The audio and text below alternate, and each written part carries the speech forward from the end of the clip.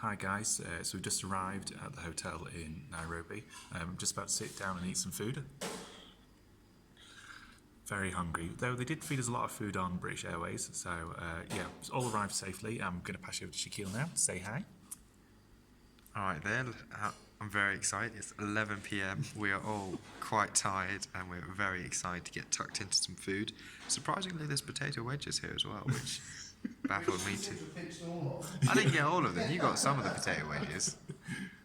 But never mind, yeah. So we're just about to tuck in and we look forward to keeping up to date with the rest of the week. Cheers. See you mate guys, bye.